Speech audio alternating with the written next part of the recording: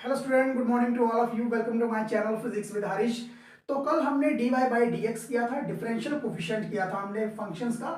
तो आज हम करेंगे उसका फिजिकल मीनिंग क्या है, उसके बाद फिर हम करेंगे उसका ज्योमेट्रिकल मीनिंग। तो करते हैं आज की वीडियो स्टार्ट कि physical meaning of dy by dx। Okay, तो स्टूडेंट सबसे पहले नंबर पे कल हमने जब किया था डिफरेंशियल कोफिशिएंट्स ऑफ फंक्शंस, तो उसमें हमने क्या बोला था कि यहाँ पे जो आपका यहाँ पे delta y upon delta x जो है, अगर तो ये चीज आ जाए, ओके, तो उसको हम क्या लिखेंगे, उसका जो सिंपल मीनिंग जो है dy बाई dx का सिर्फ ओनली, क्योंकि इसके साथ आगे जाके लिमिट भी आएगी, तो मैं सबसे पहले नंबर पे इसको डिफाइन कर देता हूं कि dy बाई dx जो है वो आपका क्या आएगा।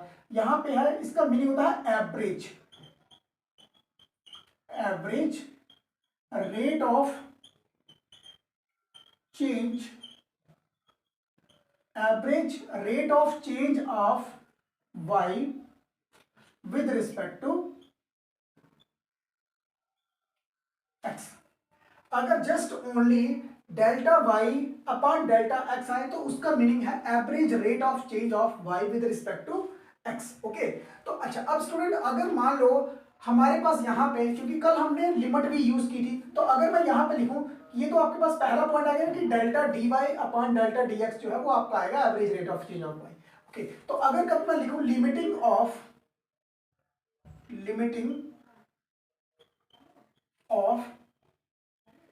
Delta y upon delta x when delta x approaches to zero, अगर आपके पास ये टर्म है तो पहले नंबर पे इसको लिखना किस तरह से है वो मैंने कल आपको बता दिया था कि limit delta x approaches to zero और delta y upon delta x। तो उसका आगे जाके हमने लास्ट में रिजल्ट निकाला था कि ये होता है आपके पास dy बाई dx, जिसे हमने एंड में बोला था कि differential coefficient of a function. तो स्टूडेंट ये वाली जो टर्म होती है, पूरी की पूरी कंप्लीट टर्म जो है, उसे हम बोलते हैं is known as instantaneous,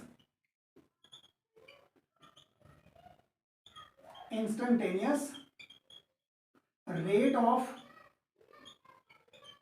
change of y with respect to x। तो स्टूडेंट अगर आपके पास limit delta x approaches to zero अगर आपके पास आता है, तो फिर आपके पास delta Y upon delta x आएगा, तो उसे हम क्या बोलेंगे, instantaneous rate of change of y with respect to x. Okay, तो स्टूडेंट अगर कभी आप इसकी एग्जांपल लोगे तो इंस्टेंटेनियस का मीनिंग है कि eight any instant of time, मतलब किसी भी समय पे, किसी भी टाइम जो डी वाई जो चेंज हो रहा है विद रिस्पेक्ट टू वाई, वो कितना आ रहा है आपके पास। ओके, तो ये हमें बताएगा इंस्टेंटेनियस चेंज। ओके, तो अगर हम कभी इसकी एग्जांपल लें तो लेट अस सपोज दैट कि हमारे पास, अगर पहली एग्जांपल मैं लिखता हूं यहां पे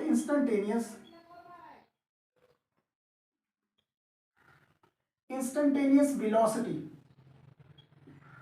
जो इंस्टेंटेनियस वेलोसिटी जो है वो क्या है आपके पास, तो यहां पे v आपका आ गया, उसके बाद देखो यहां पे limit delta t approaches to zero, तो जो वेलोसिटी होती है, वेलोसिटी क्या है, rate of change of displacement. तो स्टूडेंट अब यहां पे जब आएगा तो यहां पे आपके पास आएगा delta s upon delta t। मैं यहां पे बोल रहा हूं कि इंस्टेंटेनियस वेलोसिटी, तो वेलोसिटी क्या होती है, rate of change of displacement. तो मैं यही बोल रहा हूं भाई, eight any instant of time delta T के विद रिस्पेक्ट में डिस्प्लेसमेंट आपकी क्या चेंज हो रही है, तो उसे हम क्या बोलेंगे, इंस्टेंटेनियस वेलोसिटी। तो अगर आपके पास ये पूरी की पूरी टर्म जब आप लिमिट को अप्लाई कर दोगे तो आप उसको इस तरह से भी लिख सकते हो, ds बाय dt। यहां तक ये चीज क्लियर है। उसके बाद नेक्स्ट एग्जांपल देखो, अगर कभी आपके पास आ रहा है इंस्टेंटेनियस एक्सेलरेशन, इंस्टेंटेनियस एक्सेलरेशन जो है उसे हम किससे डिनोट करते हैं, ए के साथ। तो एक्सेलरेशन की जो डेफिनेशन है वो आपने 9th में पढ़ी है कि rate of change of velocity with respect to time, that is known as acceleration of a body. Okay, तो अगर कभी हम इसको फंक्शन में लिखेंगे, लिमिट में करके लिखेंगे, तो limit delta T approaches to zero, तो यहां पे आपके पास आएगा D by D B upon delta T. तो जब आप लिमिट को अप्लाई कर दोगे तो ये पूरी की पूरी टर्म जो है वो आपके पास क्या बन जाएगी, D by upon D T. तो यहां तक स्टूडेंट क्लियर है। उसके बाद अब हम करेंगे, ये तो स्टूडेंट ये आपके पास आ गया फिजिकल मीनिंग क्या है कि भाई जो D by by d x है उसका एक्चुअल में फिजिकल मीनिंग क्या हो सकता है।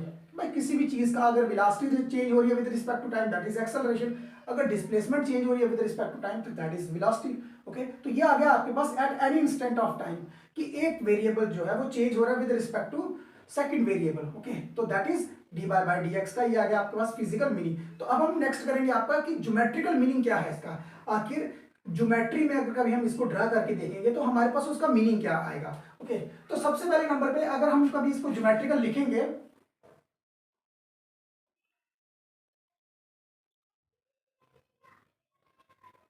ज्योमेट्रिकल इंटरप्रिटेशंस,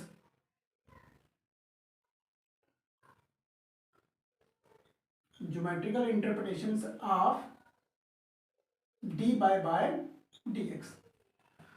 तो स्टूडेंट उसका ज्योमेट्री में अगर ज्योमेट्रिकल मीनिंग निकाला जाए तो वो क्या होगा कि लेट अस सपोज कि सबसे पहले नंबर पे हम क्या करते हैं कि हम यहां पे एक रेफरेंस फ्रेम ड्रा करते हैं। रेफरेंस फ्रेम में क्या है, इस साइड आपका आ गया एक्स, इस साइड वाई आ गया। तो मैं यहां पे एक कर्व लेता हूं। ओके, एक सर्कल का एक छोटा सा पार्ट। ओके, तो मैं यहां पे देखो ये मैं ड्रा कर रहा हूं आपके पास यहां पे, दिस इज क्लियर। अब लेट अस सपोज दैट कि मैं यहां पे इसी कर्व में मैं अब एक पॉइंट लूंगा। ओके, अब देखो मैं इस कर्व के बीच में यहां पे मैं एक पॉइंट लेता हूं। मैंने मान लिया ये वाला पॉइंट, एक पॉइंट मैंने माना ये पी पॉइंट। ओके, इस पॉइंट के अगर आप इस रेफरेंस में फ्रेम में देखेंगे तो यहां पे इसके जो कोऑर्डिनेट्स है वो क्या हो जाएंगे आपके पास एक्स और वाई। ये चीज क्लियर। अच्छा भाई, उसके बाद देखो अब मैं इसी के विद रिस्पेक्ट में मैं एक और पॉइंट लेता हूं क्यू पॉइंट। ये चीज क्लियर। अच्छा जी, अब देखो अगर कभी मुझे ये पॉइंट को एक्स वाई के बीच में फ्रेम करना पड़े तो मैं क्या लिखूंगा कि यहां पे इस साइड पे आओ तो आपको यहां पे क्या मिल जाएगा एक्स मिल गया। तो इस साइड में अगर आप कभी देखोगे तो ये वाला पॉइंट आपके पास क्या मिल गया वाई पॉइंट। ओके, अच्छा भाई अब स्टूडेंट हमें दोनों साइड से एक्स वाली साइड से भी और वाई वाली साइड में अगर हमें इंक्रीमेंट लेना पड़े तो वो हम डेल्टा वाई और डेल्टा एक्स ही लेंगे। तो that is very small as compare to X. तो मैं यहाँ पे जो क्यू पॉइंट लिया हुआ है मैं इस पॉइंट के जो कोऑर्डिनेट्स है वो मैं रखता हूँ एक्स प्लस डेल्टा एक्स और दूसरा है वाई प्लस डेल्टा वाई। तो अब अगर मैं एक्स प्लस डेल्टा एक्स को बताऊंगा इस फ्रेम में तो फिर मेरे पास ये वाली टर्म आएगी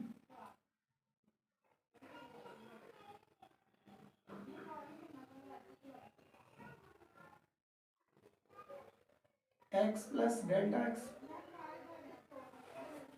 ये वाला जो आपके पास पॉइंट है स्टूडेंट इस तरफ को थोड़ा सा सीधा कर लो ताकि अच्छी तरह से आपको ये चीज समझ आ जाए।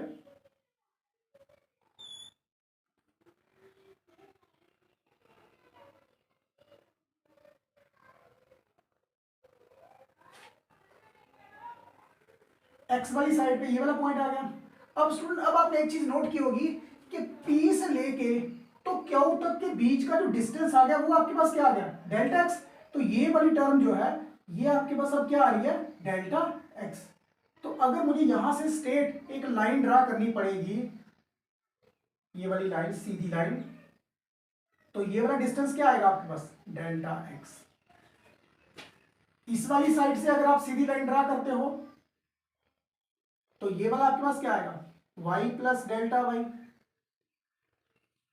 ओके, अच्छा भाई अब देखो अगर कभी मुझे यहां से ये यहां से यहां तक तो आपका y आ गया तो फिर यहां से लेके यहां तक कितना डिस्टेंस आपके पास है डेल्टा वाई है।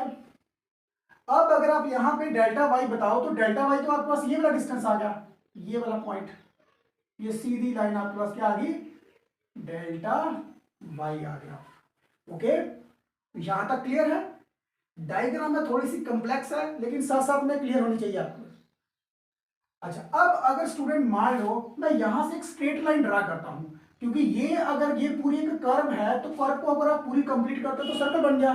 तो अगर मैं यहां से इस लाइन को ज्वाइन करता हूं तो ये मेरे पास एक पूरे कर्व का, ये देखो मैंने यहां पे इस तरह से अगर ये मैं कर्व पूरी ड्रा करता तो फिर मेरे पास ये लाइन है जो पी और क्यू लाइन जो है, ये क्या बन जाना था मेरे पास, एक सर्कल का कॉर्ड बन जाना था। क्या बन जाना था, कॉर्ड बन जाना था। ओके, तो अब देखो यहां से इस लाइन को बैक ट्रेस करो और यहां तक लेके आओ। अब देखो ये जो पूरी लाइन जो है इस एक्स एक्सिस के साथ जो एंगल बना रही है वो मान लो क्या है, फाई एंगल है। ओके, तो यहां पे भी बिल्कुल फिर आपके पास ये वाली लाइन जो है इसके साथ जो एंगल बनाएंगे वो क्या बनाएंगे, फाई। अब एंगल के बिल्कुल सामने वाली साइड जो होती है वो तो परपेंडिकुलर होती है आपके पास, परपेंडिकुलर, और ये बन गया आपके पास बेस। अगर स्टूडेंट मैं यहां पे स्लोप निकालूं, slope of a chord, slope of a chord, अगर मैं यहां पे स्लोप निकालूंगा, स्लोप ऑफ ए कॉर्ड, तो कॉर्ड मेरे पास क्या है यहाँ पे, पी क्यू। तो ये क्या आएगा, क्योंकि स्लोप ऑफ ए कॉर्ड जो है वो एक डेफिनेशन है, उसको सीधा सीधा याद रख लो। जब भी कभी आप किसी भी चीज का स्लोप निकाल रहे हो तो उसका आप tan फाई निकाल दो, tan थीटा निकाल दो आप उसका। तो tan फाई आपके पास किसके इक्वल में आता है, आपका perpendicular upon base.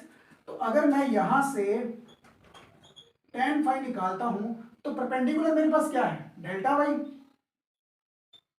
Upon base delta X. तो ये चीज यहां तक क्लियर है स्टूडेंट। अब आपके पास स्लोप ऑफ ए कॉर्ड जो है वो क्या आ गया आपके पास, यहाँ पे delta Y by delta X. Okay, अच्छा अब अगर स्टूडेंट मान लो मैं यहां पे इस चीज को यहां पे delta Y upon delta X है, तो स्टार्टिंग में जब हमने क्वेश्चन किया था तो हमने बोला था कि भाई y जो है वो किसके इक्वल में होता है, एफ ऑफ एक्स के।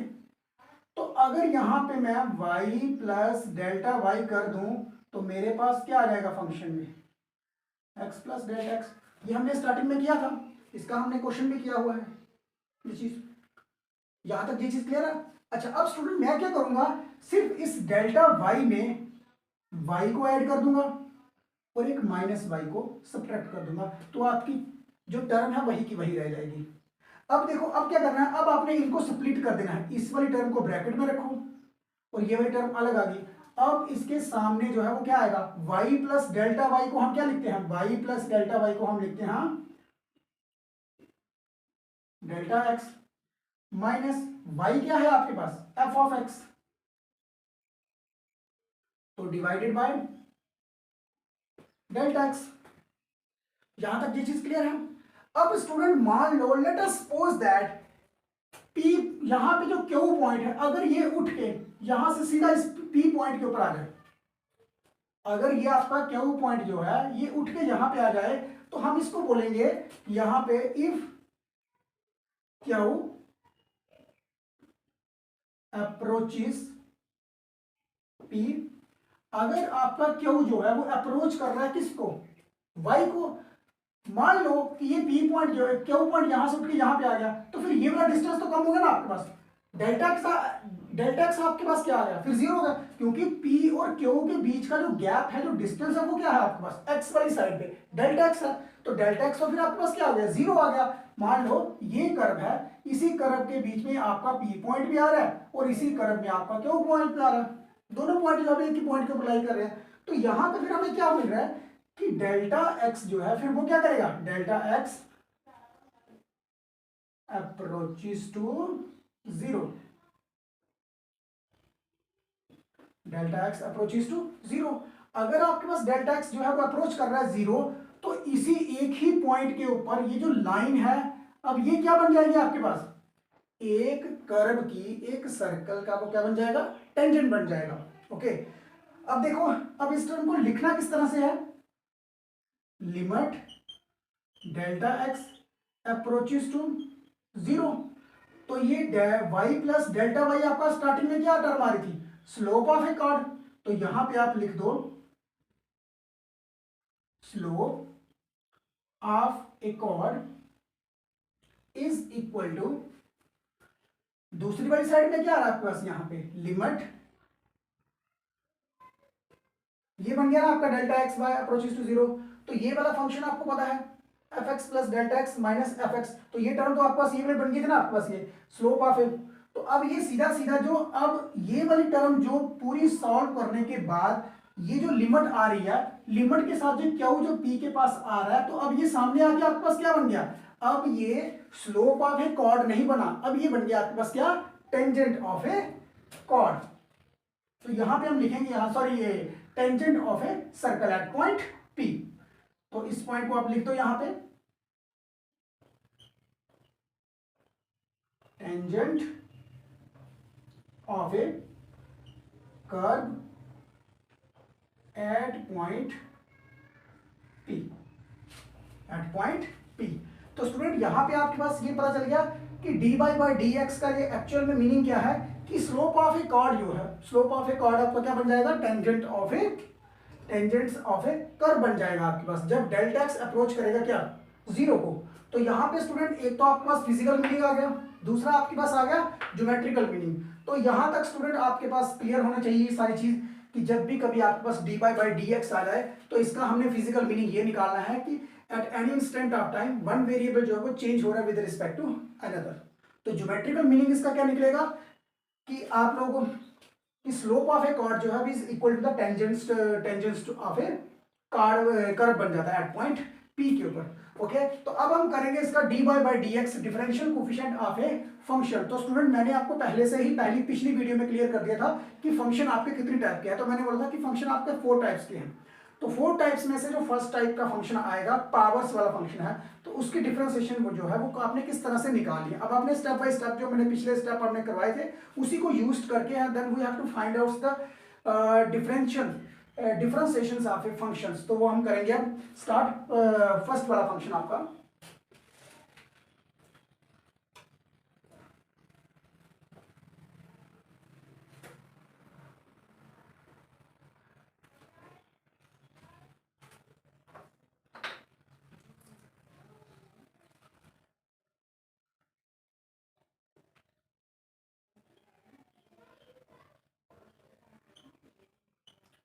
अब स्टूडेंट जो डिफरेंशिएशन होती है वो 2 मेथड से की जाती है। एक मेथड तो आपके पास आ गया लॉन्ग मेथड, जिसे हम बोलते हैं एबनाशियो मेथड, एबनाशियो मेथड जिसे लॉन्ग मेथड कहेंगे, जिसमें हमने सारे स्टेप्स को फॉलो करना है। इसका दूसरा मीनिंग जो है वो है differentiation by using first principle. एक दूसरा होगा आपके पास सेकंड फंक्शन है direct method.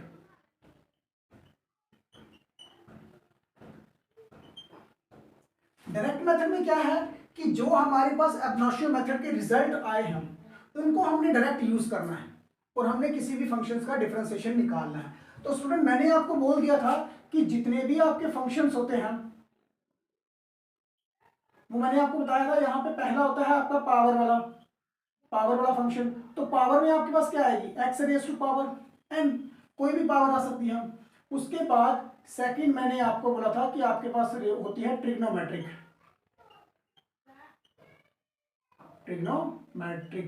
Functions.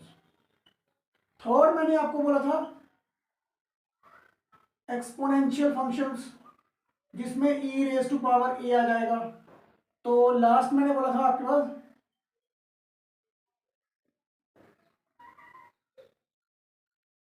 Logarithm function. तो ये थे आपके पास 4 टाइप्स के। तो आज हम करेंगे सबसे पहले नंबर पे फर्स्ट फंक्शन कि पावर वाला फंक्शन। ओके, तो उसकी डिफरेंशिएशन हमने किस तरह से करनी है, बाय यूजिंग एबनाशियो मेथड के साथ। तो एबनाशियो मेथड के साथ हम करते हैं आज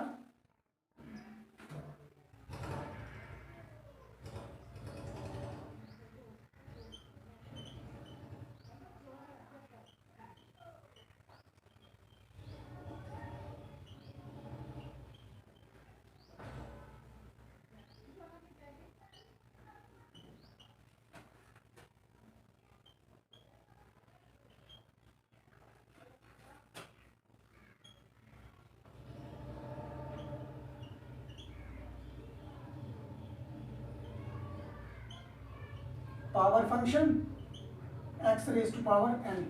मतलब कि जब भी कभी हमारे पास पावर के फंक्शन आएंगे तो उसकी हमने डिफरेंशिएशन किस तरह से करनी है, उस चीज पहले हम उसका कंक्लूजन निकालेंगे कि इसका रिजल्ट क्या आएगा। तो फिर हमने हर बार की बार जब भी हम डायरेक्ट डिफरेंशिएशन करेंगे तो हम उसका रिजल्ट जो है वो यूज कर देंगे। ओके, तो करते हैं स्टार्ट पावर फंक्शंस। सबसे पहले नंबर पे फर्स्ट स्टेप में क्या था आपके पास, लेट करते हैं, late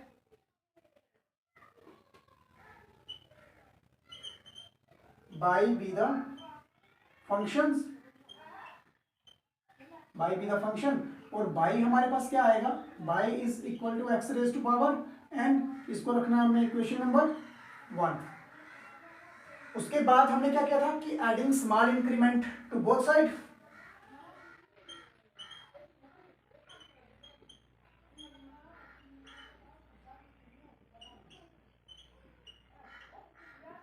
adding small increment delta y in y and delta x in x, we get y plus delta y is equal to, अब स्टूडेंट यहां पे हमने डेल्टा x को ऐड करना है x के बीच में, पावर जो है वो अपनी जगह पे ही रहेगी। इस चीज को ध्यान से समझना कि आपके पास जो पावर है, पावर जो है वो आपकी ऊपर ही रहेगी, सिर्फ हमने x के बीच में स्मॉल इंक्रीमेंट को हमने ऐड करना होता है। ओके, तो ये आपके पास बन गया सेकंड। थर्ड स्टेप जो हमारे पास थर्ड स्टेप था वो क्या था कि हमने फर्स्ट वाली इक्वेशन को सब्ट्रैक्ट करना है, किसमें से, सेकंड में से। तो सब्ट्रैक्टिंग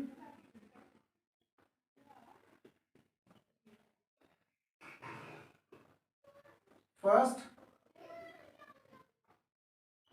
फ्रॉम सेकंड,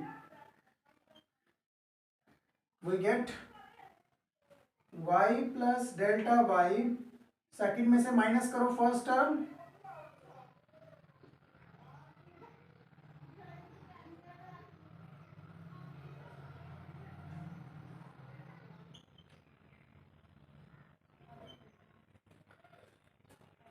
यहां तक क्लियर है।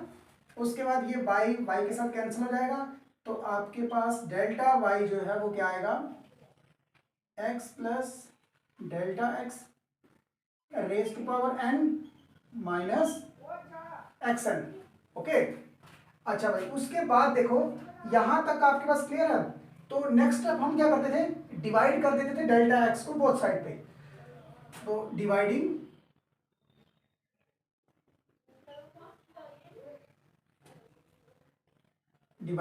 Delta x to both side, we get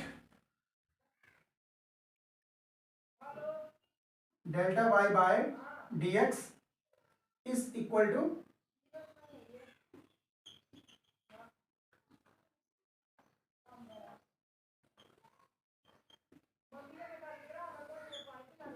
ये आपके पास आ गया डेल्टा वाई dx। तो स्टूडेंट यहां तक ये क्वेश्चन क्लियर है आपके पास। ओके,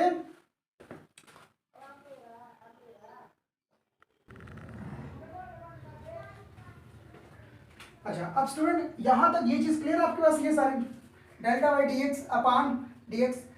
तो यहां तक आगे हमारा नेक्स्ट स्टेप क्या होता था कि limit delta x approaches to 0 वाली टर्म थी आपके पास। ओके, अच्छा, अब स्टूडेंट एक काम करते हैं, हम थोड़ा सा इस चीज को थोड़ा सा एक्सप्लेन कर लेते हैं। सबसे पहले नंबर पे ये देखो, ये वाली टर्म है ना आपके पास x plus delta x raise to power n। अब मैं स्टूडेंट यहां से ना x raise to power n को कॉमन निकालूंगा। ओके, तो पहले इस चीज को समझना आपने, मैंने ये वाली टर्म लेनी है, पहले इस वाली टर्म को देखना आप। तो देखो यहाँ पे अगर मेरे पास यहाँ पे x प्लस डेल्टा x है तो उसकी रेज टू पावर क्या है आपके पास, n। ओके, यहां तक क्लियर है। अगर मैं यहां पे x raise to power n को डिवाइड कर दूं तो यहां पे मैं x raise to power n को मल्टीप्लाई कर दूं तो टर्म तो फिर भी ये वही रहेगी आपके पास। अब क्या होगा यहां पे कि x raise to power n की पावर भी n है और इसकी पावर भी n है, तो दोनों को अगर कभी आप इकट्ठा करके x raise to power n x plus delta x upon x, तो दोनों की पावर क्या कर देनी है आपने, n कर देनी है आपने। यहां तक ये चीज क्लियर है स्टूडेंट, क्योंकि हमने जो बेसिक तो हमने पढ़ा हुआ है कि अगर आपके पास पावर कॉमन होती है, ये a की पावर भी b है और यहाँ पे c की पावर भी b है, तो हम क्या करते थे, a अपान सी करके उसकी होल पावर कर देते थे p, क्योंकि पावर क्या है आपके पास, सेम पावर है, तो सेम पावर को आप बाहर निकाल सकते हो। अब हम क्या करेंगे, यहाँ पे ये x जो है वो इसके साथ भी डिवाइड होगा और इसके साथ भी डिवाइड होगा, x raise to power n। तो यहाँ पे x को अगर आप यहाँ पे डिवाइड करते हो तो plus delta x upon x करते हो, तो ये टर्म कट के क्या बन जाएगा आपके पास यहाँ पे 1। अब देखो यहाँ पे क्या हो रहा है कि x raise to power n 1 plus delta x upon x की पावर आपके पास आ गई n। तो यहां से स्टूडेंट आपने देखा होगा कि x raise to power n जो है वो कॉमन आ गया। अब मैं क्या करूंगा, अब मैं ये वाली टर्म जो है ना, ये वाली टर्म जो है मैं बिल्कुल इसके नीचे लिखूंगा, इसकी जगह पे लिखूंगा x plus delta x raise to power n की जगह पे मैं कौन सी टर्म लिखूंगा, ये वाली टर्म लिखूंगा।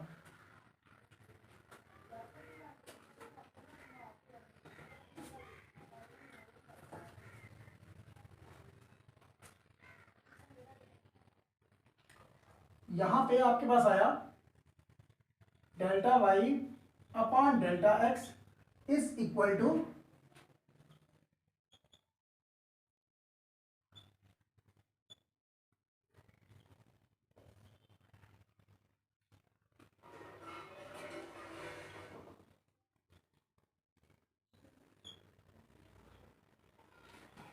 देख लो।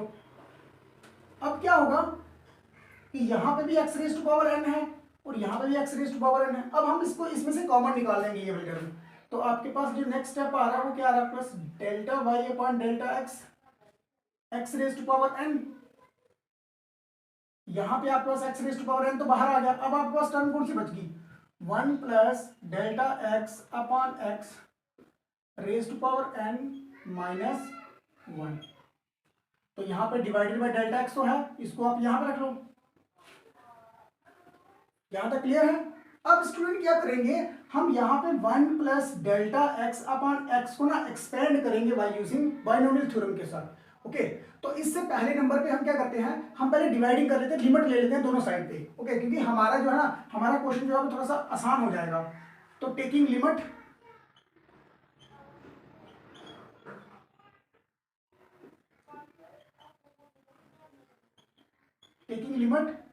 Delta x approaches to 0 to both side we get, दोनों साइड पे हम क्या करेंगे, डेल्टा x अप्रोचेस टू 0 कर देंगे। ओके, तो क्या आएगा यहां पे आपके पास, limit delta x approaches to 0 delta y upon delta x is equal to limit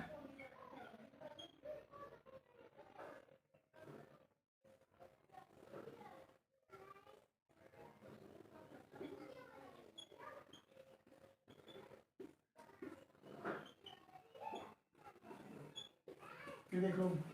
यहां तक क्लियर है क्वेश्चंस। अच्छा, अब उसके बाद हम यहां पे एक्सपेंड करेंगे इसको बाय यूजिंग बाइनोमियल थ्योरम के साथ। ओके, क्वेश्चन सिंपल है। अब स्टूडेंट इस चीज को ध्यान से देखना कि मैं यहां पे इस वाली टर्म को एक्सपेंड करूंगा। पहले आप बाइनोमियल थ्योरम देख लो कि बाइनोमियल थ्योरम जो है वो किस तरह से है। बाइनोमियल थ्योरम जो है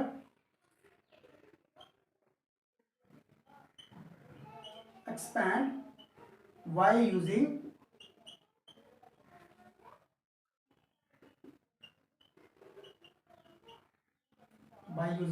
बाइनोमियल थ्योरम। तो क्या आएगा आपके पास यहाँ पे, मैं यहाँ पे पहले बाइनोमियल थ्योरम लिखने जा रहा हूँ, पहले उसको समझा। 1 plus z raise to power n अगर आपके पास होता है तो वो थ्योरम कैसे करके लिखी जाएगी, वो देखो 1 प्लस n को आगे लाया nz प्लस फिर ये n है, n के आगे नेक्स्ट टर्म आती है आपके पास n माइनस 1 वाली, तो z का स्क्वायर अपॉन 2 फैक्टोरियल। फिर उसके बाद नेक्स्ट टर्म आपके पास आती है n minus 1 n minus 2 z का क्यूब अपॉन 3 फैक्टोरियल। तो ये टर्म स्टूडेंट्स जो है वो आगे आगे चलती जाएगी। ओके, ये टर्म जो है वो आगे चलती जाती है, एक्सपैंड होती जाती है। लेकिन हमें डेरिवेशन निकालने के लिए ना जस्ट ओनली फर्स्ट या सेकंड टर्म तक ही हमें करना पड़ता है। पावर जो है ना, power z raise to power 2 तक अगर हम एक्सपेंड कर देंगे ना तो हमारा आंसर जो है वो आराम से आ जाएगा। इससे आगे ज़्यादा हमने एक्सपेंड नहीं करना। ओके, तो यहाँ पे मैं लिमिट, यहाँ पे मैं ये वाली टर्म जो है ये वाली टर्म स्टूडेंट ये याद रखना, मैं इस वाली टर्म को एक्सपेंड करने जा रहा हूं, ये वाली टर्म जो है, इस चीज को देखना, limit delta x approaches to 0, delta Y upon delta x is equal to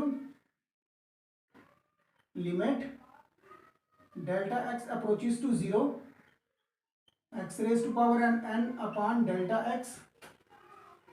इस वाली टर्म में देखो आपके पास यहाँ पे, अब स्टूडेंट यहाँ पे मैंने z लिखा हुआ है, z यहाँ पे आपका डेल्टा x अपॉन x है, इस चीज को ध्यान में रखना।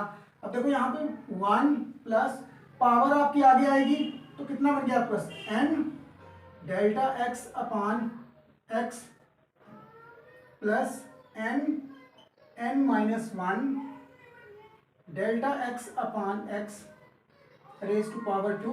तो स्टूडेंट 2 तक अगर आप एक्सपेंड करोगे ना तो बहुत है, ओके, 2 तक हमारा काम जो है वो चल जाएगा, तो ज्यादा हमने एक्सपेंड नहीं करना। तो यहाँ पे आपके पास क्या आएगा 2 फैक्टोरियल प्लस ये आगे चलता जाएगा। अब स्टूडेंट देखो थ्योरम के हिसाब से तो फिर आगे ये डैश डैश डैश चलता जाएगा। अब देखो हमारे डेरिवेशन में हमारे पास लास्ट में क्या है -1 है, तो इसीलिए एक्सपैंड हमने इतनी टर्म को किया हुआ है, हमने एक्सपैंड सिर्फ हमने ये वाली टर्म की है, आगे -1 तो वैसे का वैसा ही आएगा। ये चीज क्लियर है, बस यही चीज टफ है इसमें और कुछ नहीं है, ओके। तो ये आपके पास 1 के साथ ये -1 कैंसिल हो जाएगा आपका। अब हमारे पास जो टर्म आई है वो आई है limit delta x approaches to 0 x raise to power n upon delta x. अब स्टूडेंट यहां पे एक चीज नोट करना, n delta x upon x यहां पे भी है, n delta x upon x जो है वो आपकी हर एक टर्म में आएगा, तो इट मीन्स दैट कि आपके पास n delta x upon x जो है वो कॉमन निकल जाएगा। तो मैं यहां से कॉमन निकालता हूं इस टर्म को, अगर मैं यहां से ये कॉमन टर्म निकालूंगा तो यहां पे क्या बच गया 1 बच जाएगा आपके पास, यहां पे n delta x upon x,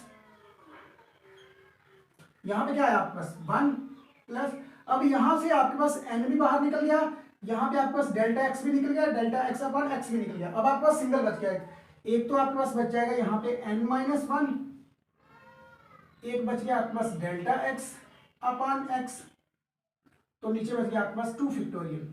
तो ये स्टूडेंट आगे चलता जाएगा, ये चल टर्म, ओके, यहां तक क्लियर है।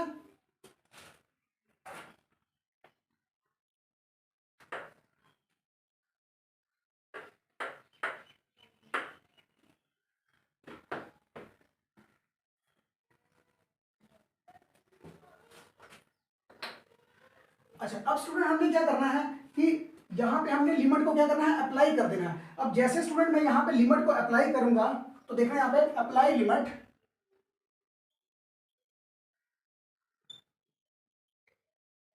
Apply limit to both side. जैसे ही मैं लिमिट को अप्लाई करूंगा तो स्टूडेंट ये वाली जो टर्म है, ये पूरी की पूरी जो टर्म है, पूरी टर्म जो है वो यहाँ पे मैंने यही टर्म आपकी यहाँ पे आएगी। तो ये जैसे ही हम लिमिट को अप्लाई कर देते हैं delta Y upon delta x जो है वो आपका क्या बन जाएगा डी बाय डी एक्स, एक नंबर। उसके बाद देखो आप डेल्टा एक्स अप्रोचेस टू 0, अगर आपका डेल्टा एक्स अप्रोचेस टू 0 मतलब जहां जहां पे भी डेल्टा एक्स आ रहा है वहां पे आप 0 पुट कर दो। तो अगर मैं यहाँ पे 0 पुट करता हूं तो ये पूरी टर्म आपके पास क्या आ जाएगी 0 आ जाएगी, उसके आगे वाली टर्म के बीच में भी डेल्टा एक्स था, तो ऐसे ये सारी टर्में आगे जाके 0 आती जाएंगी, सिर्फ ओनली 1 बचेगा यहाँ पे।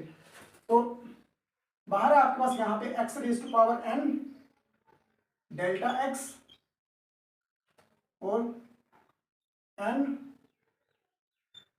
डेल्टा एक्स अपॉन एक्स, यहाँ पे आपके पास आया 1 प्लस आगे टर्म जितनी भी टर्में आएंगी आगे सभी टर्मों में क्या आएगा 0 चलता जाएगा, ओके। तो ये डेल्टा एक्स और ये डेल्टा एक्स आपका क्या हो जाएगा कैंसिल हो जाएगा, ओके।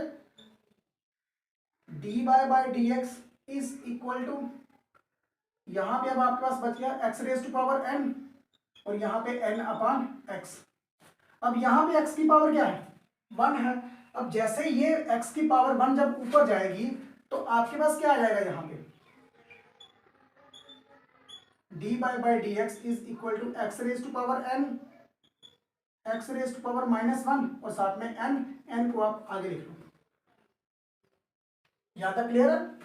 उसके बाद by D x is equal to n, दोनों का बेस सेम है, पावर्स को ऐड कर दो तो n माइनस वन। तो स्टूडेंट ये बन गया आपके पास डी बाय डी एक्स जो है। अगर आपके पास कभी भी फंक्शन आता है x raise to power n की, तो जो उसकी डिफरेंशिएशन है वो आपके पास क्या आएगी, n x raise to power n minus one. Okay, तो इसकी अगर कभी आप फिजिकल इंटरप्रिटेशंस देखो तो ये आपके पास क्या आएगा,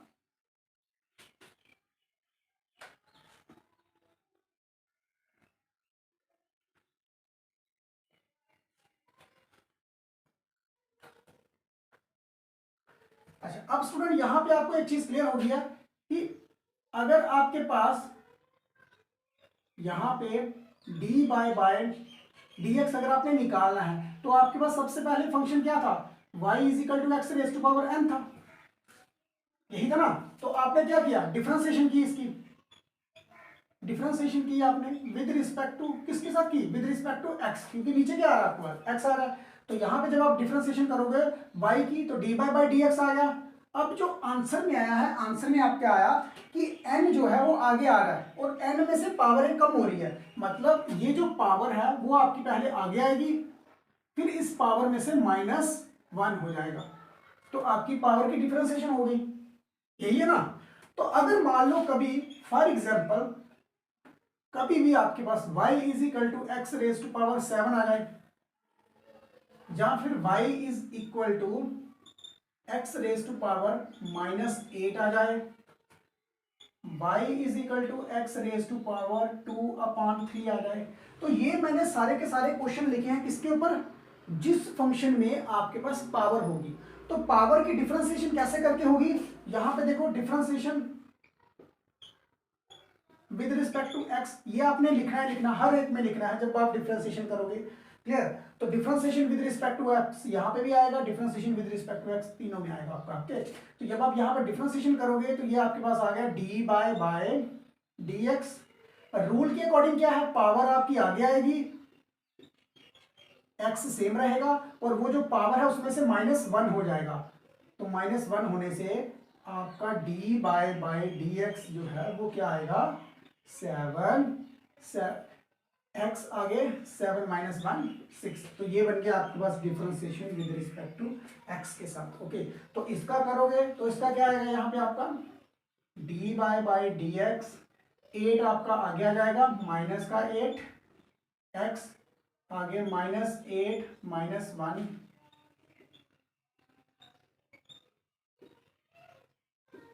minus eight, x raise to power क्या आएगा, माइनस एट और minus one minus nine.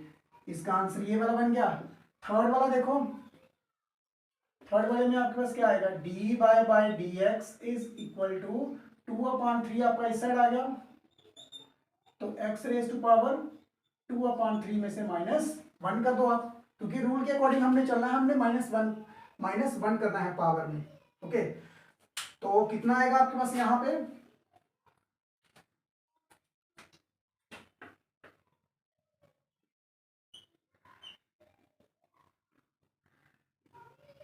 To upon three, इस थ्री को इधर मल्टीप्लाई करो, two minus three upon three, तो आपका आंसर क्या आएगा, two upon three, x raise to power यहाँ पे टू माइनस थ्री कितना आया आपके पास, यहाँ पे माइनस वन बाय थ्री, तो ये आपका आंसर आ गया।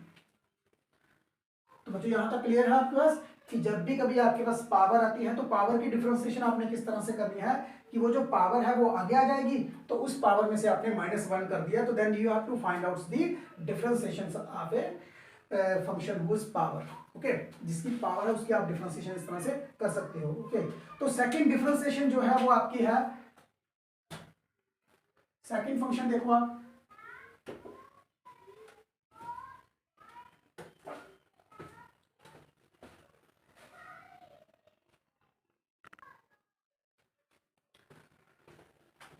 अच्छा अब स्टूडेंट क्या है कि जरूरी नहीं है कि जब भी कभी आपके पास फंक्शन आए वो सिंगल फंक्शन ही आए, मतलब कि आपकी x raise to power n जो है वही सिंगल आए, कभी कभी आपके पास इस तरह का फंक्शन भी तो आ जाएगा आपके पास, ठीक है, कि जिसके साथ ए और बी जो है वो कांस्टेंट टर्म होगी और ब्रैकेट में आपके पास पावर आ जाएगी, okay.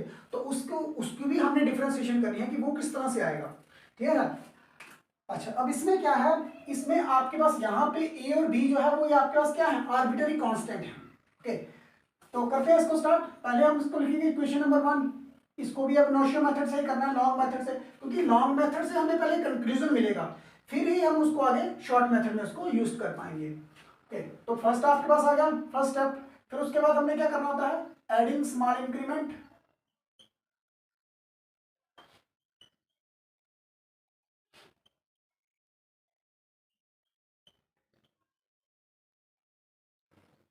Adding small increments to both side we get. अब देखो, स्मॉल इंक्रीमेंट जो है वो हमने ऐड करना है, तो स्मॉल इंक्रीमेंट का मीनिंग है, अगर अगर हमारे पास y है तो हमने उसमें y को ऐड करना है, अगर x है।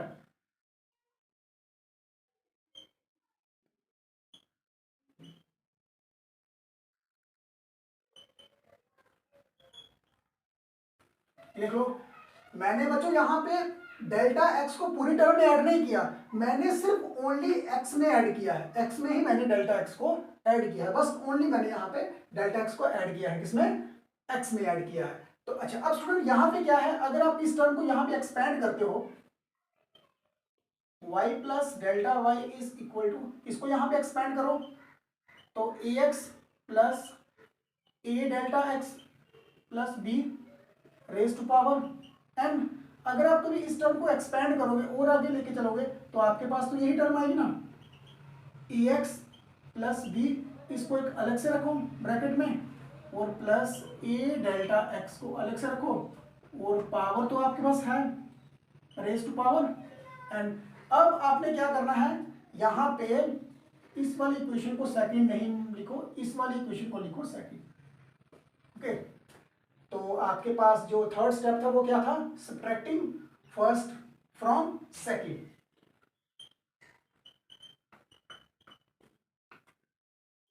Subtracting first from second we gate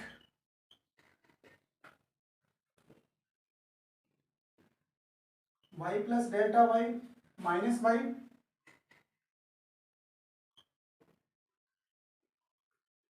ax plus b plus a delta x raise to power n। ये आपके पास है आगे सेकंड टर्म, तो सेकंड टर्म में से आपने माइनस करना है किसको, फर्स्ट टर्म को, ax plus b raise to power n। तो यहां तक स्टूडेंट क्लियर है?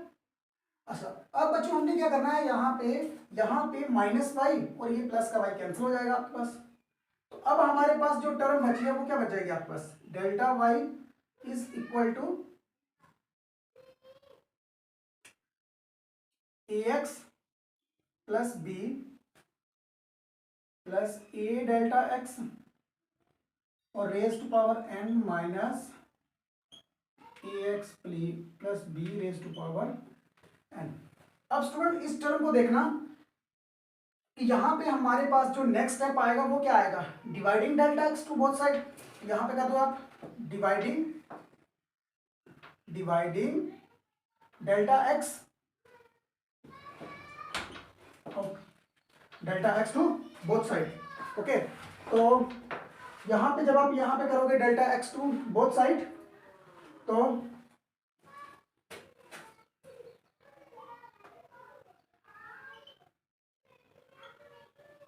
we get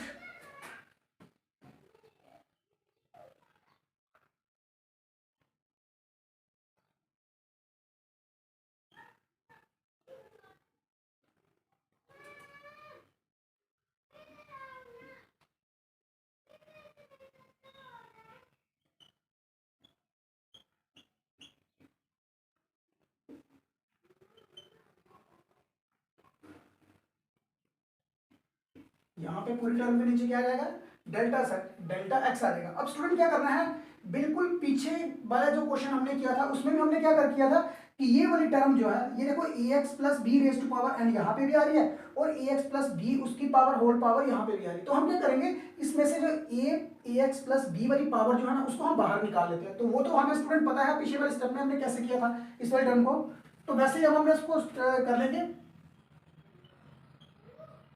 ये क्वेश्चन आगे बहुत ज्यादा लंबा है, तो इसमें से ये वाली टर्म को जब आप बाहर निकालोगे तो आपके पास आता है यहाँ पे a x plus b raise to power n, और अंदर आपके पास टर्म आएगी वन प्लस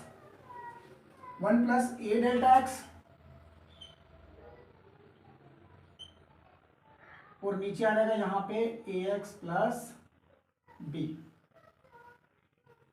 और यहाँ पे ये वाली टर्म की होल पावर आ गया आपके पास n, और ये वाली टर्म आपकी कॉमन निकली थी तो ये टर्म तो आगे बाहर है, तो इसकी जगह पे यहाँ पे क्या आ जाएगा -1। यहां तक क्लियर है स्टूडेंट? बिल्कुल सेम टू सेम क्वेश्चन है, जैसे हमने उस वाले क्वेश्चन में हमने x raise to power n को कॉमन निकाला था ना, तो वैसे हमने यहाँ पे ए एक्स प्लस बी को कॉमन निकाला, टर्म आपकी वही रहेगी। अब इसमें भी हमने क्या करना है, यहाँ पे एक्सपैंड कर देना है, expand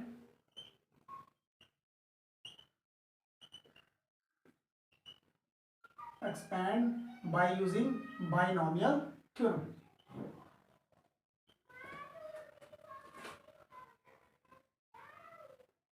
expand by using binomial theorem. तो स्टूडेंट बाइनोमियल थ्योरम जो है वो मैंने आपको बताया था, यहाँ पे बाइनोमियल थ्योरम क्या होती है, 1 प्लस जेड की पावर n जो है 1 प्लस पावर आगे जाती है यहाँ पे एन जेड, उसके बाद जो नेक्स्ट टर्म आएगी n सेम रहेगा n-1 करके यहाँ पे z का स्क्वायर अपॉन 2 फैक्टोरियल। ओके, तो नेक्स्ट टर्म जो आती है वो आती है आपके पास n-1 n-2 1 2 3, तो z की पावर 3 और नीचे 3 फैक्टोरियल। तो ये पावर जो है वो आगे तक चलती जाती है, up to raise power n तक चलती जाती है। तो स्टूडेंट ये जो 2 फैक्टोरियल है, 2 फैक्टोरियल, यहाँ पे 3 फैक्टोरियल, 4 फैक्टोरियल, ऐसे करके नंबर आते रहेंगे। तो फैक्टोरियल का मीनिंग क्या है कि आपने बैकवर्ड काउंटिंग लिखनी है पूरी 1 तक, तो आपका फैक्टोरियल जो है वो खत्म हो जाएगा। ओके, अगर मेरे पास यहाँ पे 2 है तो मैं 2 को क्या करूंगा, 2 इंटू 1, ओके, फैक्टोरियल खत्म। अगर मेरे पास 3 है तो मैं 3 को क्या करूंगा, 3 इंटू 2 इंटू 1। अगर कभी मेरे पास 4 फैक्टोरियल आ जाएगा तो मैं इसको क्या करूंगा, 4 इंटू 3 इंटू 2 इंटू 1, आपका फैक्टोरियल खत्म। और जब भी आप इसको मल्टीप्लाई करोगे, 2 को मल्टीप्लाई करोगे तो 2 आ गया यहाँ पे, 3 2 6 आ गया, तो यहाँ पे आपका हाँ 3 2 6 24 आपका ये बन जाएगा। जैसे जैसे ये वेरिएबल आते जाएंगे तो उसको अपने बैकवर्ड काउंटिंग में करोगे, आपका फैक्टोरियल खत्म हो जाएगा। ओके, तो मैंने आपको बोला है स्टूडेंट कि आपने जब भी कभी टर्म को एक्सपेंड करना है बाय यूजिंग बाइनोमियल थ्योरम के साथ, तो आपने अप टू द पावर 2 तक ही एक्सपेंड करना है, उससे आगे नहीं करना, क्योंकि यहाँ तक हमारा आंसर आ जाएगा। ओके, तो करते हैं इसको हम एक्सपेंड। तो यहाँ पे आपके पास क्या आएगा, D by D x a x plus b raise to power N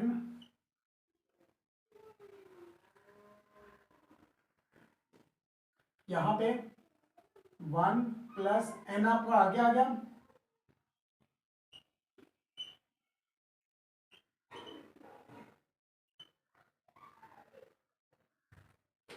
उसके बाद नेक्स्ट पावर जो है n-1 a delta x upon a x plus b, इसकी होल पावर 2 फैक्टोरियल, और यहाँ पे प्लस प्लस प्लस करके ये चलता जाएगा ओके आगे तक। ओके, तो जो हमारे पास यहाँ पे ये वाली टर्म को तो हमने एक्सपेंड कर दिया, उसके आगे जो नेक्स्ट टर्म आ रही है वो आ रही है -1, तो आपके पास यहाँ पे -1 आ गया। अब ये -1 और ये 1 आपस में कैंसिल हो जाएगा। ओके, तो क्या होगा कि आगे जाके आपकी ये वाली टर्म देखो, ये वाली टर्म हर एक टर्म में आ रही है, तो ये इस वाली टर्म को भी आपने कॉमन निकालना है यहाँ पे। ओके, तो प्लस कॉमन टर्म भी निकाल लेते हैं, और उसके साथ आपने क्या लिख देना है यहाँ पे, taking limit to both side. Okay, तो यहाँ पे मैं लिख लेता हूं, taking limit delta x approaches to 0 to both side, we get, एक तो यहाँ पे आपके पास लिमिट आ गया delta x approaches to 0 delta y by d x, इधर limit delta x approaches to 0, अब ये वाली टर्म जो है वो कॉमन है, तो इसको यहाँ पे निकाल लो, ये वाली टर्म तो आ गई बाहर है, ये आपके पास बन गया a x plus b raise to power n upon delta x, और जो कॉमन टर्म निकली है वो कौन सी निकली है आपके पास, n a delta x a x plus b. तो ये वाली टर्म आपके पास कॉमन निकल गई, यहां पे क्या बच गया आपके पास 1 प्लस, अब आपका एन भी बाहर निकल गया, ए डेल्टा एक्स भी बाहर निकल गया, बच क्या गया आपके पास सिर्फ ए डेल्टा एक्स, एक बच गया, क्योंकि यहाँ पे पावर कितनी थी आपके पास, डबल है, स्क्वायर है, तो एक टर्म तो आपके पास पहले से ही बाहर निकल गया। उसके बाद यहाँ पे ए एक्स प्लस बी का भी होल स्क्वायर है, तो आपके पास यहाँ पे ए एक्स प्लस बी बच गया, उसके बाद आगे डैश डैश डैश यहाँ तक। ओके, अब आपने क्या करना है, यहाँ पे apply limits to both side. तो जब आप यहाँ पे लिमिट्स को अप्लाई करोगे, apply limits delta x approaches to 0 to both side, जैसे आप यहाँ पे लिमिट को अप्लाई करोगे, तो स्टूडेंट पहले मैं आपको क्लियर कर दूं कि डेल्टा एक्स और डेल्टा एक्स आपस में कट जाएंगे। अब हमारे पास यहाँ पे क्या है, जैसे आप यहाँ पे लिमिट को अप्लाई करते हो, तो ये पूरी टर्म जो है वो आपके पास क्या बन जाएगी, डी बाय डी एक्स। उसके बाद अब देखो यहाँ पे हमारे पास एक टर्म है a x plus b raise to power n, उसकी यहाँ पे पावर नीचे कितनी है, 1 है, जब ये ऊपर जाएगी तो पावर कितनी हो जाएगी आपके पास यहाँ पे, a x plus b raise to power n तो थी, अब ये पावर अगर 1 ऊपर जाएगी तो -1 हो जाएगी, यहाँ पे -1, और साथ में टर्म कौन सी आ रही है आपके पास, साथ में आ रहा है आपके पास ए और एन। यहां तक ये चीज क्लियर है स्टूडेंट? ओके, अब हमारे पास यहाँ पे जो डी बाय डी एक्स है वो कितना आया यहाँ पे, a n a x plus b raise to power n -1, तो ये आ गया आपके पास डिफरेंशिएशन इसकी ए एक्स प्लस बी की। ओके, तो अच्छा, अब स्टूडेंट अगर कभी मैं इसकी फिजिकल इंटरप्रिटेशंस निकालूं तो ये क्या है,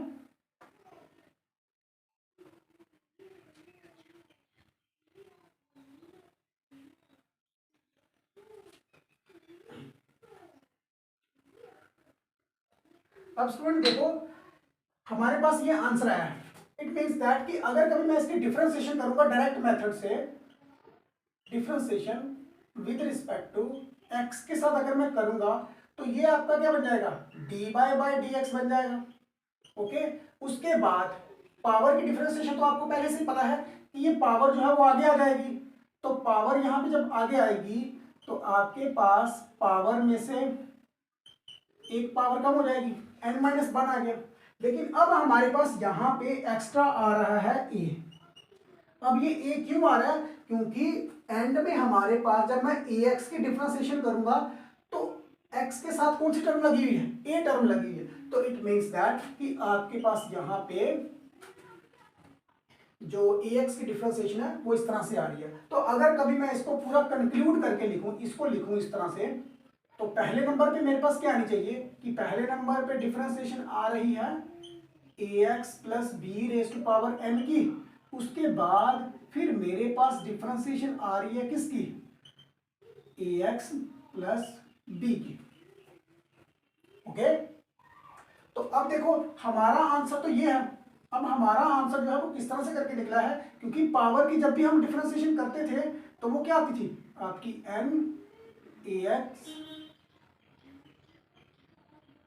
ax प्लस बी, यहाँ पे पावर क्या होती थी -1। अब देखो स्टूडेंट, जो कांस्टेंट टर्म होती है ना, कांस्टेंट टर्म जिसके साथ x नहीं लगा होता, उसकी डिफरेंशिएशन 0 होती है। तो यहां से हमें इसका मीनिंग है अगर x वाली टर्म इसके साथ लगी हुई है तो फिर x हट जाएगा, उसमें से जो टर्म बच गई है वही हमारा आंसर है।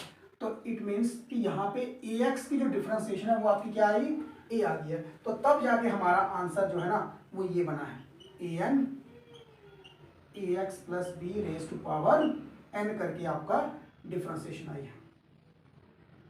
तो बच्चों यहां तक क्लियर है, आपका जो आंसर है पूरी डेरिवेशन का वो यहाँ पे आके खत्म हो गया। मैंने इसकी फिजिकल इंटरप्रिटेशन बताई है कि ये किस तरह से आया है। अब आगे जाके अगर कभी ये न्यूमेरिकल आते हैं इसके, तो मैं पहले 2-4 न्यूमेरिकल कर लेता हूँ ताकि फिर आपको अच्छी तरह से ये क्लियर हो जाए, क्योंकि अदरवाइज ये क्लियर नहीं होंगे। न्यूमेरिकल्स करोगे तभी ये क्वेश्चन जो है वो क्लियर होंगे। अब स्टूडेंट मैं जो पीछे वाली टर्म्स है ना उसको भी साथ में लेके लूंगा, तो उससे क्या होगा कि आपका पीछे वाला कंसेप्ट जो है वो भी क्लियर हो जाएगा कि जो हमने फर्स्ट डेरिवेशंस की है।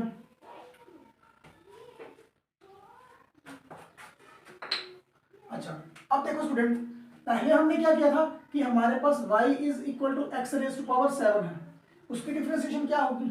अगर कभी अब हमारे पास मैं बोलूं कि मेरे पास नेक्स्ट फंक्शन है y is equal to x 2x plus 7 raise to power 5, इसकी डिफरेंशिएशन क्या होगी, क्योंकि वो तो हमें पता है कि a और b क्या है आपके पास आर्बिट्ररी कांस्टेंट है, तो यहां पे भी तो आपके पास 2 और 7 क्या है आर्बिट्ररी कांस्टेंट है। ओके, तो ये तो आपके पास कांस्टेंट टर्म्स है, तो अगर आप इसकी डायरेक्ट डिफरेंशिएशन निकालते हो, differentiation with respect to x के साथ अगर आप डिफरेंशिएशन करते हो तो dy बाई डी एक्स, दोनों साइड में dy बाई डी एक्स लिखना होता है, ये dy बाई डी एक्स इधर भी लिखेगा इधर भी लिखेगा, y के साथ भी लगेगा और साथ में x रेज टू पावर 7 के साथ भी लगेगा। तो जब आप डिफरेंशिएशन करते हो तो 7 आपका आगे आ जाता है और यहाँ पे 7 माइनस 1 करते थे तो आपका 7x रेज टू पावर 6 आता था, मतलब आपका जो डिफरेंशिएशन है वो ये आंसर आता था। अब आपके पास टर्म के बीच में, यहाँ पे तो सिंगल टर्म थी तब आपका आंसर निकल गया, अब आपके पास टर्म के बीच में यहाँ पे ये वाली पावर भी है, तो उसमें आपने किस तरह से करना है, d by d x is equal to, सबसे पहले आपने डिफरेंशिएशन किसकी करनी है, पावर की, ये देखो ऐसे करके लिखना है। उसके बाद फिर आपने डिफरेंशिएशन करनी है इस वाली टर्म को, इस वाली टर्म को अलग से लिखना पड़ेगा भाई, डी बाई डी एक्स आगे 2x प्लस 7, ये देख लो यहां तक क्लियर है। पावर की डिफरेंशिएशन तो आपको पता है कि पावर सीधी आगे आती थी और बाकी टर्म पूरी की पूरी सेम रहती थी, क्योंकि x है तो x साथ में सेम रहेगा, तो जो टर्म वैसी है ना वो वैसी की वैसी ही लिखनी है आपने, सिर्फ पावर में से आपने माइनस कर देना है 1, ये पावर की डिफरेंशिएशन होगी। तो जो हमने पहले डिफरेंशिएशन की थी तो उसमें आपने क्या, मैंने बोला था ना जो x के साथ जो टर्म लगी हुई है वही उसका आंसर आता है। तो जब आप इसकी डिफरेंशिएशन करोगे, क्योंकि कांस्टेंट की डिफरेंशिएशन तो आपके पास क्या आएगी, 0 आ जाएगी। ओके, तो बची इसकी डिफरेंशिएशन, तो x के साथ जो भी टर्म लगी होती है ना वो आपका आंसर आएगा। ओके, अब आप इसको कंक्लूड करो, 5 इंटू 2 कितना हो गया आपके पास यहाँ पे 10, 2x प्लस 7, 5 में से 1 निकाला तो 4, तो आपका जो आंसर है डी बाई डी एक्स जो है वो क्या आएगा, यहाँ पे ये टर्म आपके पास आ गई डिफरेंशिएशन की। ओके स्टूडेंट्स, यहां तक क्लियर है। अब अगर मैं यहाँ पे और क्वेश्चन लेता हूं, लेट अस सपोज कि मेरे पास जो यहाँ पे क्वेश्चन है वो है y is equal to under root x. कभी कभी बड़े बड़े सारे क्वेश्चनों के बीच में ये आता है और बच्चे जो है वो पजल होते हैं कि सर यहाँ पे पावर ही नहीं है, तो हमने क्या करना है, यहाँ पे हमने सिंपली क्या करना है, x की यहाँ पे 1/2 कर देना है, बस आपके पास पावर बन गई। तो पावर को तो आप आसानी से निकाल लोगे, differentiation with respect to x करोगे जब आप, तो विद रिस्पेक्ट टू x करोगे तो आपके पास यहाँ पे क्या है, dy by d x is equal to, जब आप इसकी डिफरेंशिएशन करोगे x की पावर 1/2, तो अब देखो पावर जो है वो आगे आती है, टर्म जो भी है उसको सेम लिखो, फिर आपने पावर में से -1 कर देना, पावर में से आपने क्या करना है -1, क्योंकि वो तो रूल के अकॉर्डिंग आपने -1 करना है। तो जब आप 1/2 में से -1 करोगे तो आपके पास आंसर आएगा x raise to power -1/2। Okay, यहां तक ये चीज क्लियर है, तो ये बन गया आपका आंसर। अब बच्चों अगर कभी लेट अस सपोज कि मेरे पास कभी इस टर्म में थोड़ी सी चेंज करके, तो मेरे पास यहाँ पे y is equal to under root 2x plus 4 आता, तो फिर आप कैसे डिफरेंशिएशन करते, ओके फिर किस तरह से करोगे, तो सिंपली आपने इसमें भी वैसा ही करना है, आपने पावर को कन्वर्ट कर देना है और रूट को कन्वर्ट करो पावर में पहले, ये आ गया। अब आपने डिफरेंशिएशन करनी है इसकी विद रिस्पेक्ट टू एक्स के साथ, differentiation with respect to x, we get dy by dx is equal to, differentiation को दो बार लिखना है, पहली बार आपने पावर के लिए लिखना है इसको, फिर दूसरी बार आपने इसको सिंपल लिखना है। जिस भी टर्म के साथ x होगा स्टूडेंट, उस टर्म को आपने लिखना है साथ में। ओके, तो डिफरेंशिएशन 2x प्लस 4। अब यहां पे देखो बच्चों, यहां पे क्या है, जब आप पावर की डिफरेंशिएशन करोगे तो पावर आगे आ जाएगा 1/2 2x प्लस 4, यहां पे -1 कर दोगे, 1/2 -1 करो तो यहाँ पे आपको पता 4 की डिफरेंशिएशन तो आपके पास 0 आती है, तो यहाँ पे x के साथ कौन सी टर्म लगी है, 2, जो x के साथ टर्म लगी थी वही आपका आंसर होता है। तो इस 2 के साथ ये 2 कट जाएगा, आपका आंसर जो है वो क्या आएगा, 2x प्लस 4 -1/2 आपका आंसर आ गया। तो dy/dx जो है वो आपका आंसर क्या आएगा, 2x प्लस 4 -1/2। ओके स्टूडेंट, तो स्टूडेंट कुछ क्वेश्चन जो है वो मैं आपको होमवर्क के लिए दे देता हूं, आपने उनको करना है। ओके, असाइनमेंट के लिए मैं आपको क्वेश्चन देता हूं, प्रैक्टिस करनी है आप लोगों ने। जैसे y is equal to x raise to power -2/7, एक y is equal to 7 x का स्क्वायर। ओके, उसके बाद y is equal to 2x plus 9 raise to power 4, y is equal to 2x minus 9 raise to power -5, और y is equal to under root 2x minus 4। तो ये आपको student मैंने question लिख के दिए हैं, ये आपने करने हैं। ओके, तो देखना दोनों के फार्मूले जो है वो पावर्स का, आज मैंने आपको क्या करवाया, एक मैंने आपको कराया y is equal to x raise to power n वाला, और दूसरा मैंने आपको कराया ax plus b raise to power n। Okay, तो दोनों की यहाँ पे दोनों टाइप्स के क्वेश्चन भी मैंने यहाँ पे एग्जांपल लिख दिए हैं। ओके, तो दोनों का आंसर जो आया उन्हीं को ही यूज करके तो आपने इन क्वेश्चन को निकालना है। Okay student, thanks for this.